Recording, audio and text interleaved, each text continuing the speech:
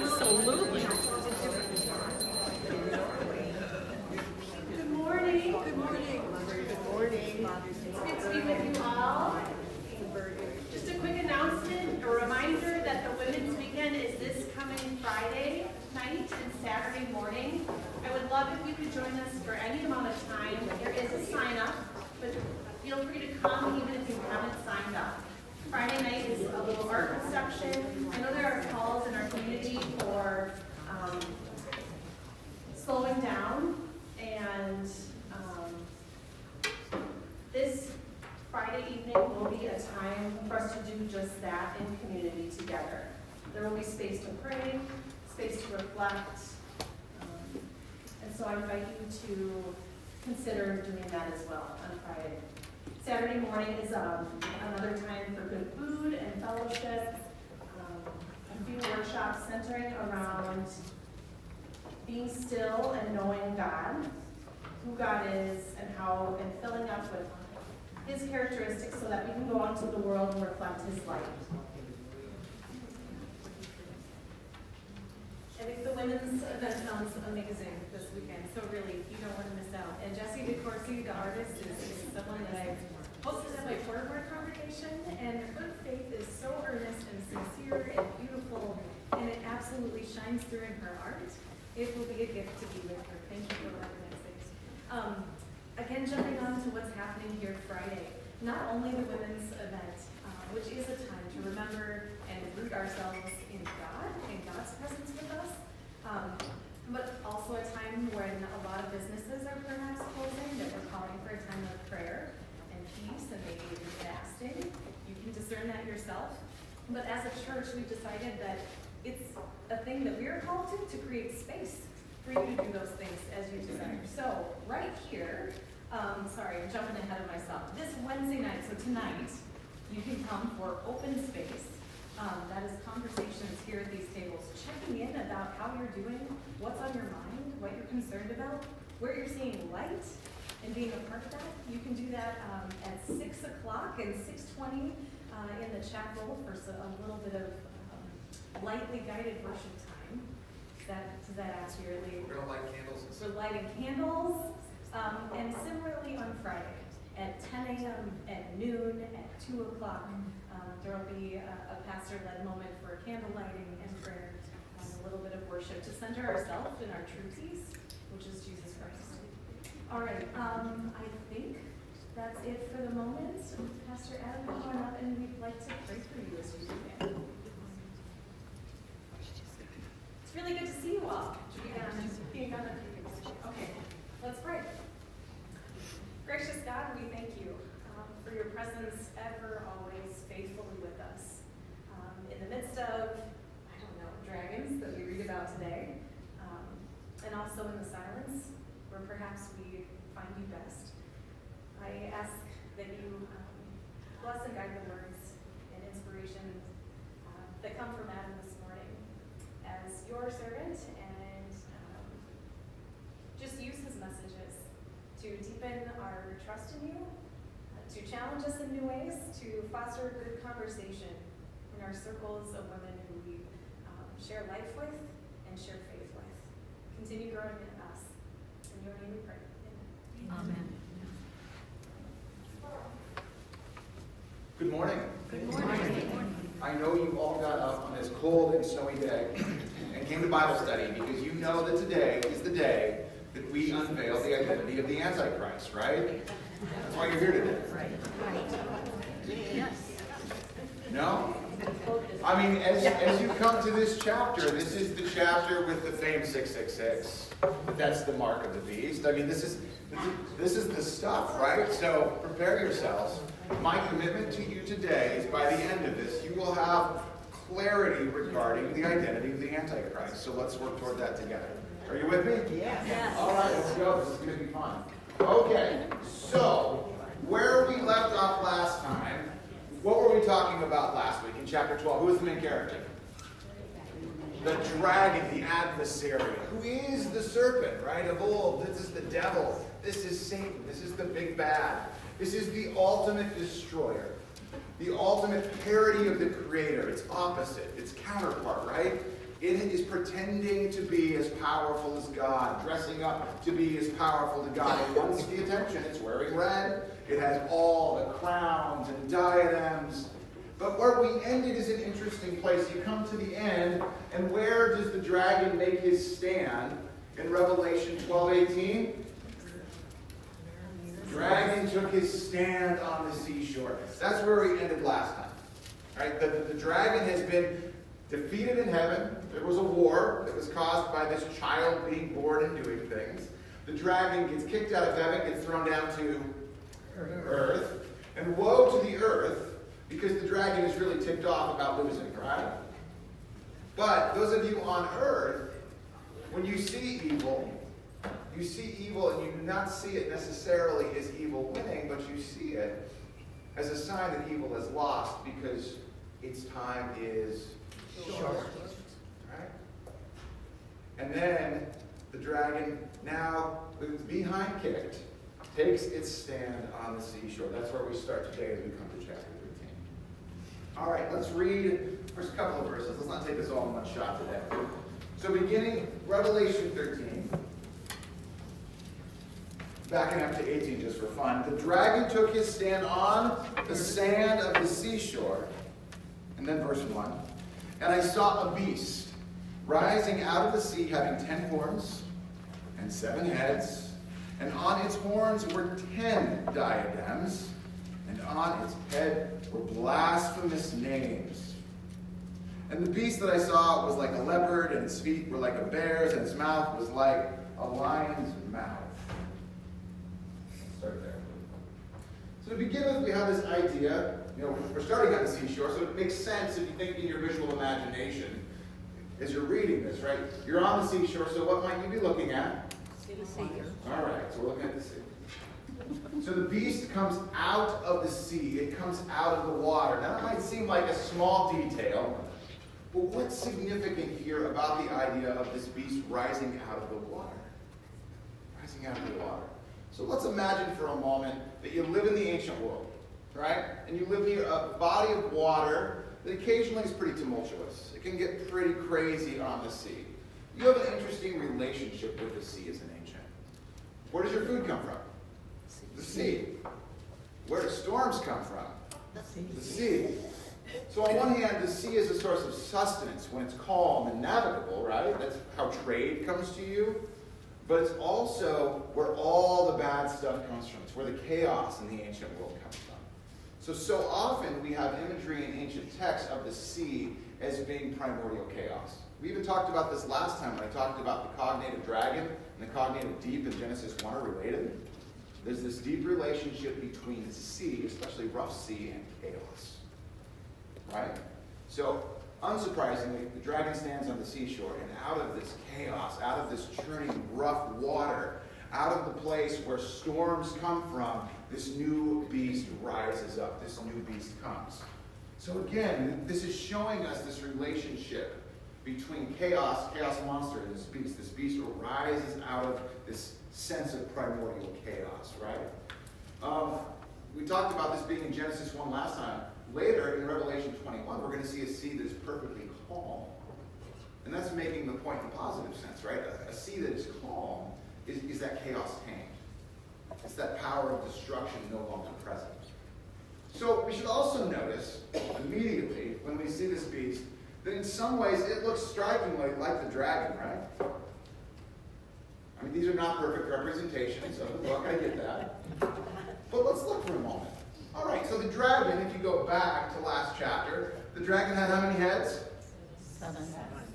The beast has how many heads? 7. The dragon had how many horns? And the beast has how many horns? The dragon had how many diadems on his head?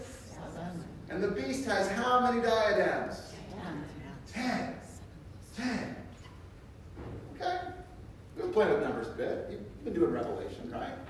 7 is the number of completion or fulfillment. But 10 is the number of power. Right? So the dragon has sort of complete reign, at least in the dragon's imagination. But this beast is outdoing the dragon. It wants to look and appear to you even more powerful than the dragon itself. It has even more crowns, even more signs of reign. It's making a big claim, perhaps compensating for something, who knows? But the beast wants you to know, visually, that the beast is in charge. More diadems even than the dragon. Wow, it's really making a claim, isn't it? It's really wanting you to see that its reign is thorough, it is complete, it is strong. Of course, there are some differences. The dragon is red, we've already talked about that, whereas the beast is an amalgamation of animals. And we talked about this too a little bit last time. One common feature of biblical monsters is hybridity. They're made up of multiple animals. In this case, we were looking at these multiple animals. It's a sort of grotesque, macabre mashup of the beasts that are found way back in Daniel 7 as symbols of empires. These are the same animals in a weird mixture that we find in Daniel 7, where they are symbols of empires. Don't lose that, that's important. So we're told in 13:4 then, I lost my page, I was so excited.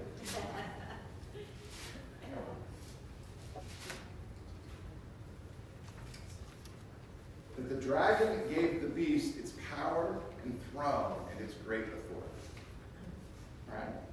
The dragon gives the beast its power, its throne, and his authority. So this beast is authorized by the big bad to carry out the big bad's policies, to rule in place of the big beast, the dragon, right?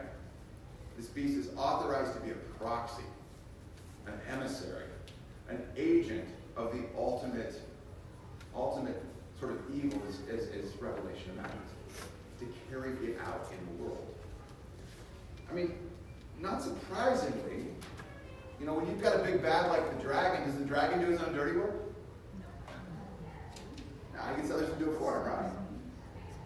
He has agents to carry out this work in the world on his behalf.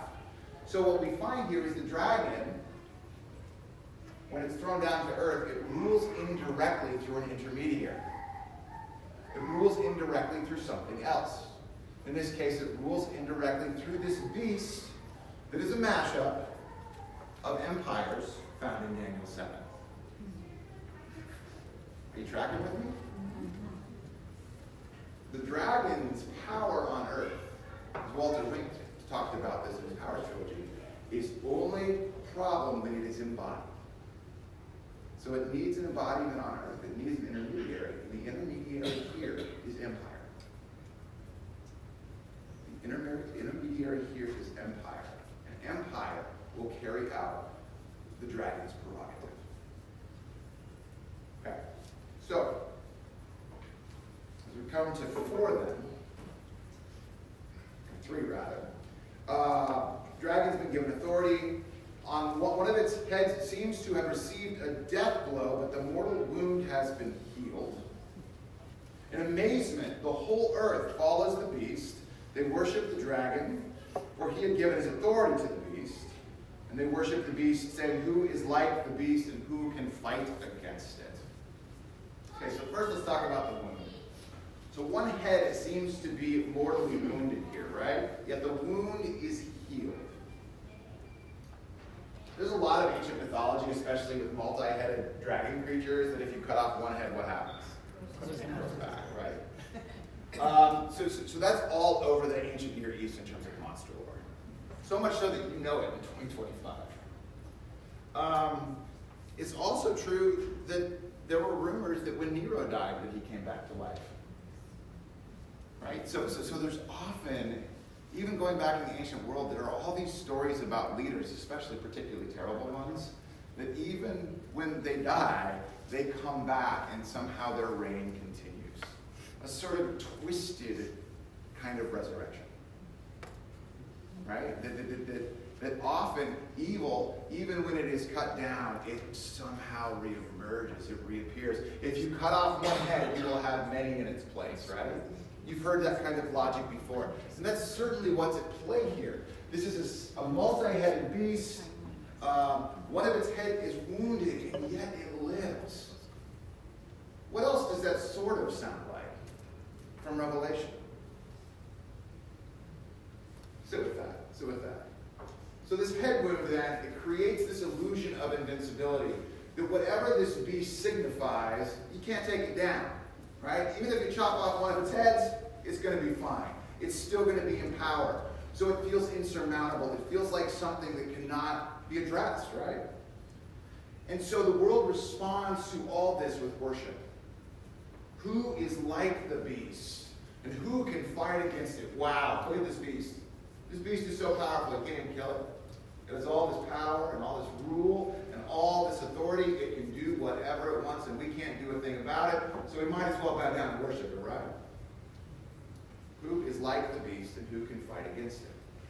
So for the readers of Revelation, the fun part is we have been prepped to answer that question. We actually know how to answer the question, who is like the beast and who can fight against it? Whew. Who is like the beast? The Lamb? Yeah. Of course, it's important to frame this a particular way. It's more like the beast is a bad parody of the Lamb. But when you start to look, there's some things in common here. Right? Readers already know the answer. You already know the answer. No one is actually like the beast because the beast is a fraud, but the beast is a parody of someone else. The beast is a fake. It's a pretender. It's a counterfeit of someone else. It's a bad imitation of the Lamb. Right? So we learn in Revelation 13 that the beast shares the dragon's throne. Who else do we know sharing somebody else's throne? The Lamb. You say it with me like you mean it now. The Lamb. Okay. The beast was slain and yet lived and was healed in Revelation 13:3. Who else do you know that was slain and yet lived? The Lamb. Now, key here are some differences, and they're interesting differences. The beast's wound was healed, and the Lamb continues to bear the wounds. Interesting, right? So what's interesting about the Lamb is the Lamb's suffering has become integral to who the Lamb is. That the Lamb continues to suffer with. That the Lamb continues to enter into the suffering of the Lamb's people rather than just being healed. So there's a little Christological play that's really interesting. The beast conquers by war. Who else conquers? The Lamb. But how? Well, the Lamb conquers through the blood of the Lamb. The Lamb conquers by self-sacrifice. The Lamb conquers through the faithful endurance of the saints, not by war, not by violence, but by the Lamb's willingness to lay down the Lamb's life for those in the Lamb's care. Both conquer. They conquer the same way? No. So the beast oppresses people of every tribe, tongue, and folk and nation. Who else does something for people of every tribe, tongue, folk, and nation? The Lamb. But rather than oppress, the Lamb ransoms and liberates and frees. Right? You see how similar these look? And how dissimilar these look? They mirror and mimic. Or the beast rather mirrors and mimics the work of the Lamb. Revelation knows that evil is always at its most dangerous when it dresses up like it's the good. Evil is most dangerous when it is a dragon in sheep's clothing. Right?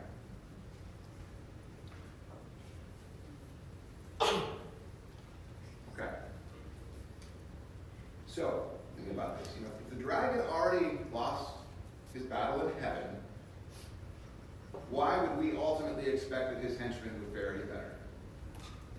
Right? So if you're reading Revelation, you already have a sense that the dragon's power is in trouble with the heavenly loss. So there's an anticipation that as this beast comes forward, it's going to have some struggles along the way. Things aren't ultimately going to work out for it. So we're even now sitting with that hope. So for Christians in first century Asia Minor, I think it was pretty clear who they would have understood the beast to be. The beast would have been unmistakable. It was Roman imperial power. Rome promised what Christ promised. Again, this sort of dragon in sheep's clothing or beast in sheep's clothing thing, right? Rome promised peace. It said, we have given you the Pax Romana. Your life is good because of what we have done. We have guaranteed your safety and security as the Roman Empire. It promised security and safety, right? Rome had unmatched military power. There had never been an army like Rome's army at that moment in the life of the world. They had the biggest military on earth, and they were not afraid to use it. They were engaged in conquest, in growing the empire, and in policing those borders with care. Rome promised that they were going to feed you, that they were going to make sure that there was food for you. Rome promised that they were going to provide you clean water. In some ways they did. They built aqueducts, right? So Rome is going to give you food and water and safety and security and peace. Those are the promises that Rome has made to you if you're living in the empire.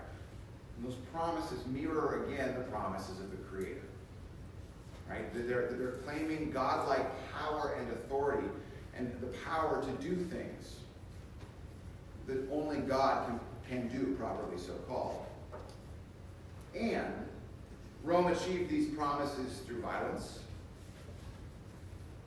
through oppression, especially those who are on the edges of the empire, through economic exploitation, and through required total allegiance of its populace. That's how the empire was operating in this period. And so ultimately, it was human power claiming God power. Human power claiming God likeness, dressing up in the trappings of divine power. And what we know by 90 AD when Revelation is written is refusal to participate in the Roman Empire came with significant consequences. We've already talked about this some, right? The healing head likely evoked the Neronian persecutions, whose reign brought down a brutal war on early Christians in 68. The beast represents the embodied politics of the dragon. Violence, tyranny, deception, chaos embodied. And so, like the people who would have first heard this, the question that this beast rising out of the sea offers to us is, will you trust the empire that conquers by force or the land that conquers by self-giving love? That's the question. The way of the Lamb or the way of the beast?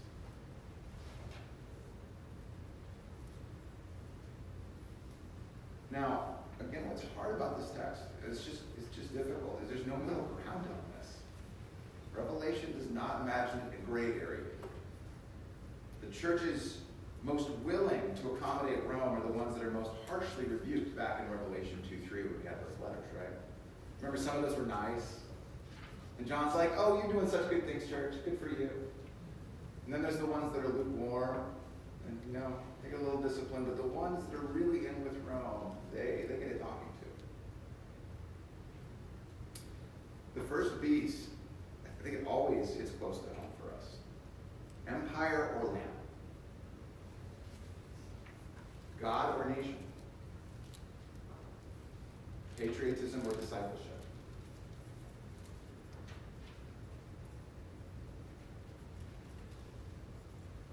From Revelation's perspective, faithfulness to the Lamb will always bring us into conflict with the powers. I'm talking slow because I want this to sink in. Okay. There's more beasts. Who's excited? All right. So we have the first beast, the first henchman of the dragon doing the dragon's dirty work. The second beast arises from where? The earth. All right, we get an earth beast now. So now we have our earth beast in Revelation 13:11. The second beast rises this time from the earth. What does it have? Well, it has two horns like a lamb and a voice like a dragon. Right? Voice. this is the voice. A pretender again. This is someone pretending to have more authority than it does. But I think here the voice gives it away, right? What does the second beast do? Well, the second beast is the PR man. It's the propagandist, right? Because it causes everyone to worship the first beast. It causes everyone to worship the first beast. That's its job. This is the PR arm. It exercises the authority of the first beast on behalf of the first beast. It performs all kinds of signs and wonders. It does miracles. And it uses fear, coercion, and spectacle to get people to worship the first beast.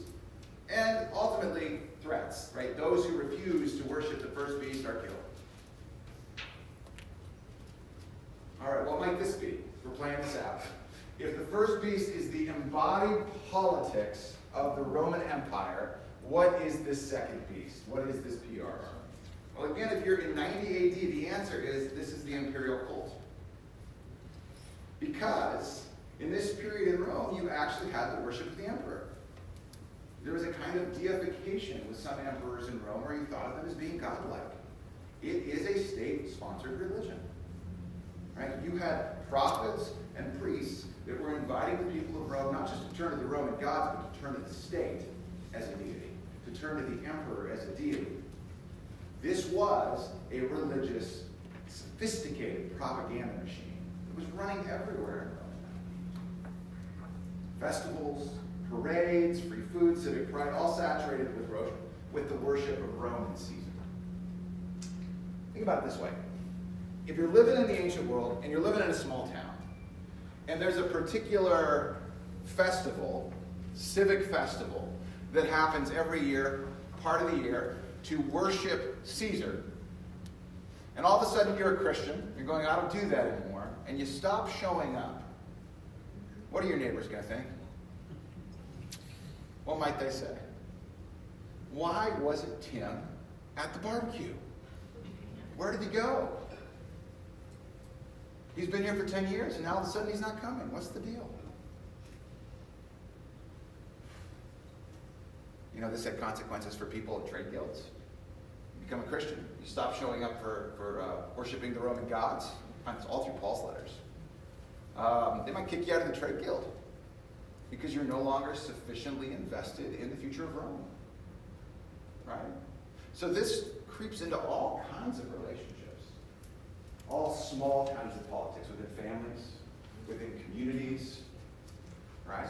As Christians, if you are no longer worshiping the emperor or worshiping the Roman gods, it's viewed by the populace as you are not appropriately doing your civic duty. And that creates tension, doesn't it? That's what was happening.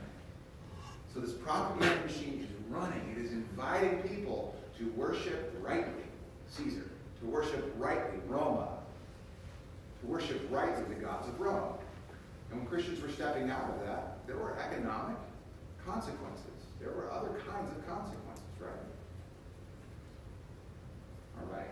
So, first beast, empire. Second beast, the propaganda arm of empire. In this case, the imperial cult. So, now we get to fun stuff. So we're going to do Antichrist today, right? Who's excited?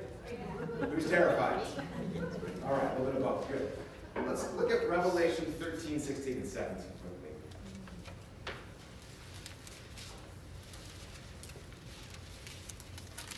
Okay, we're going to talk about the mark of the beast. You ready? Okay. First of all, what have you heard? Does anybody have an idea about what the mark of the beast is? Like, what have you heard in our culture? Mark of the beast? 666. Somebody told me yesterday cell phones. I kind of like that one. That's fun.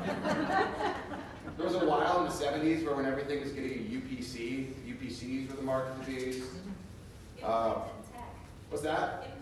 Implanted tech. That's popular right now. Yeah. So what is this? What is this fun mark of the beast stuff? Okay.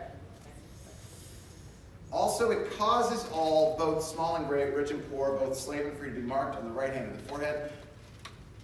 Listen to this one. So that no one can buy or sell who does not have the mark? Well, let's just start with that first. No one cannot buy or sell who does not have the mark. Let's walk through this with some care here. Say in the text with me. The beast calls all small and great. Say small and great with me. The beast causes all small and great, and rich and poor. Say that with me. Rich and poor, and free and enslaved to receive the mark on the hand of the forehead. Okay. What do you need in terms of a symbol or a sign or mark to participate in an economy? What's that? Credit card. Credit card. That's a good answer. I mean, I don't think this is a secret or a ritual or a future tech conspiracy. This is a total economic participation. So credit card's not so far off. Because what they're saying is you don't have the mark, you can't buy or sell. Which is going to make survival really hard without this allegiance to the beast. What on earth could this be talking about? Where you would have the mark of empire without which you could not buy or sell. Emperor coinage, yeah. Coinage. Money. Money. It's hard to participate in any sort of advanced economy without money. And guess what countries do? What do they put on their currency? The mark of their leaders. The mark of their leaders. So what this is talking about is economic participation, first and foremost, right? What's the mark of the beast? And it might be important as we think about this economically, especially in capitalist systems. Let's go back. On one of its head was a death wound, or a death blow, but its mortal wound had been healed. This is a nice picture from like 2009 when the financial collapse happened. We got Goldman Sachs in the background. Y'all remember when the banks collapsed? It was not fun, was it? What did we do? We propped them up. We wouldn't let them die. Why? Money. Economic participation. Affluence. Right? So when economies collapse or fail, we try to bring them back to life. When money doesn't work the way we want money to, what do? We bring it back to life. It's too big to fail. It's too important to fail, right? Anybody uncomfortable yet? Everybody's got it. Everybody's marked with it. Everybody needs it to participate in economic systems.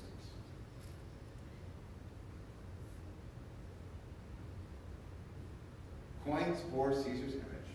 Trade required loyalty to the empire, and prosperity constantly reminded you who provided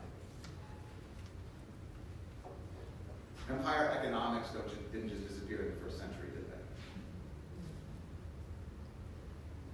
I mean, we still live in a time where a lot of our economics are built on exploitation. They're built on low wages in other parts of the world. They're built on practices like predatory lending. Corporations that die only to be resurrected with bonuses and tax for their CEOs. Systems that enrich a few through the suffering of many. That's what's being named here. So the question isn't whether the mark still exists, it's whether we actually notice them. Whether we pay attention to them. Okay, let's have fun. Revelation 13:18. This calls for understanding. Now notice why you all came today. Let anyone with understanding calculate the number of the beast, for its number, it's the number of a person. Its number is 666. Okay. Y'all have heard that one before? All right, let's get to the fun stuff. Here we go. 666. Who knows who the Antichrist is? Anybody? Any guesses? Maybe don't play this today. I have a great book on my shelf, written by a guy by the name of Jason Boyette. It's tongue-in-cheek. It was written around 2000, and it's called The Pocket Guide to the End of the World. And one of the gifts that Jason gives his readers in that book is he gives us a list of potential Antichrist candidates that people have named. This is the Antichrist. And I want to share several of those with you today to help you explore how often those proposals are made. Let's start here. Do you know who this guy is? Who's this guy? Hitler. Okay. So, let's do some math.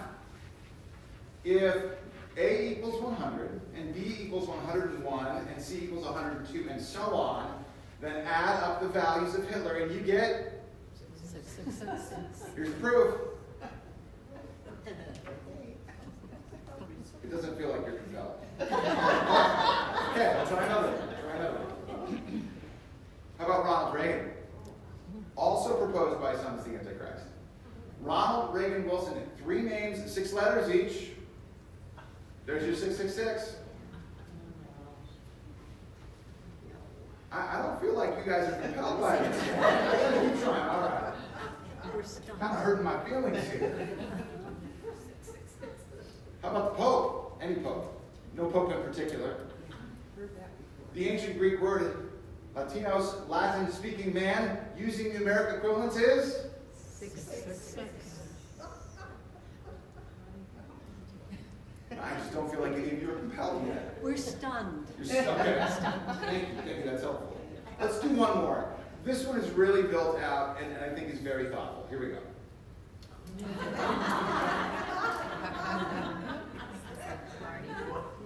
Before I jump into this one, I should tell you, when I first took a course in Revelation a long time ago now, over 20 years ago, it was at Nazarene Theological Seminary in Kansas City, Missouri. And the professor I had for this is sort of an American evangelicalism around the turn of the millennium, so there's a lot of buzz on this stuff. And my professor would actually get mailings sent to him as Antichrist proofs. This was mailed to him earnestly as a proof that Barney was the Antichrist. And it was so interesting, he brought it to our class so we could look at this and see how often his predictions are made. So, you ready? This one's going to blow your mind. Let's start with Cute Purple Dinosaur. Because how else could you describe the television character Barney, right?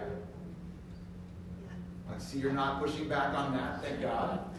Okay, so the first thing that we have to do with Barney, with Cute Purple Dinosaur, is we have to move this back into the frame of Old English instead of contemporary English. And everyone knows, of course, that in Old English there were no U's, right? I happen to be right about this. Okay, so let's just change the U's to V's because in the King James Version there were no U's. They would have been V's, which is true. Okay, so now we have Cute Purple Dinosaur in King James English. So what do you think we should do next? Any ideas? Let's extract the Roman numerals. Oh, yeah, now you see it. It's pretty exciting stuff. Who's good at arithmetic? What do we have here? Oh, come on, let's say it like we mean it. What do we have here? We have 666. There it is, folks, the mark of the beast. You now know, without a doubt, that Barney the dinosaur is the Antichrist. Yeah. All right, clearly, in culture, this has gone sideways. The truth is, numbers are really pliable because you can create formulas to make them do things. And it has become a craft of many would-be theologians to figure out how any given thing might add up to 666. People have been incredibly creative in figuring out these proofs. Kudos to them. Right? And when you think someone's a good candidate, if you just apply yourself, you can probably make this work. That's what this demonstrates. Let's look at one more. How about Rome's old CEO, that Nero guy we were talking about a little bit ago? Well, Caesar Nero, translated into Hebrew, adds up to the numerical value of 666. Nero is also referred to as a beast by historians of the period. And then there's that head wound thing that was attributable to him. Now, I want to be clear about something. I think in the context of 9080, this would have been read as Nero. And I don't think that that's the end of it. Right? Because when we're talking about Roman imperial power and the politics embodied in it, are those politics only embodied in Roman 90? No. When we're talking about the pensions that economic systems have to have spokespeople that call us to worship them, is that only embodied in 90? When we talk about those who lead in those systems, those who bear them forward, those who lean into self-aggrandizement, those who make claims about their own power, their own unique place. Does that end in 90 AD? No. So we can see how, although in its own context, this is referring to historical events, how this book continues to speak to us. Because the patterns, the principles, the politics it names continue to resonate with us even now.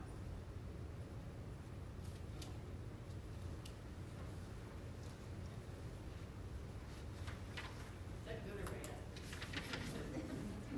Oh, it is. So, culturally, there's been a lot of hand-wringing over who the Antichrist is. 2 John 7, probably the only verse I care about in 2 John, but says, many deceivers have gone out into the world. Any such person is a deceiver and Antichrist.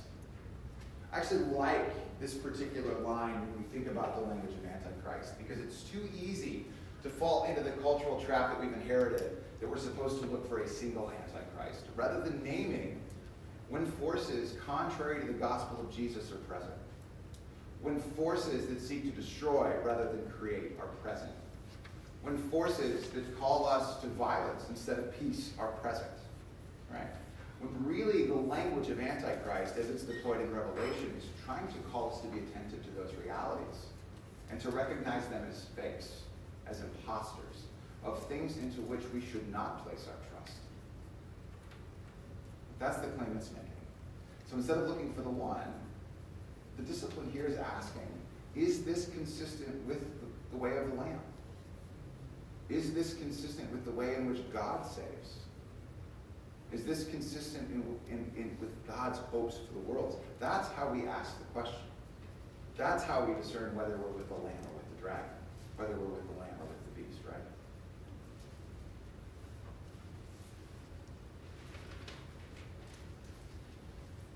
So the dragon is thrown from heaven to earth in Revelation 12. The beast and false prophet are introduced in 13.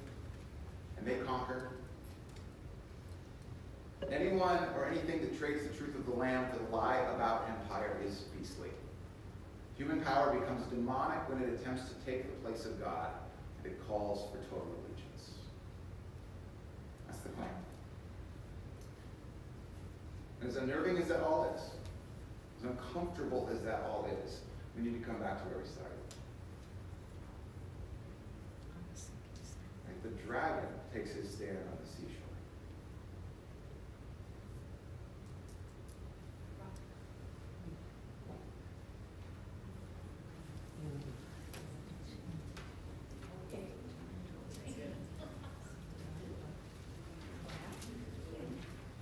I done.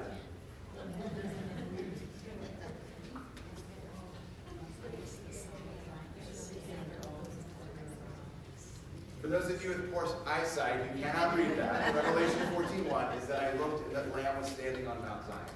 So the dragon takes his stand on the sand, and the Lamb takes his stand on the ground. We know where this is headed. We know where this is headed. Thank you.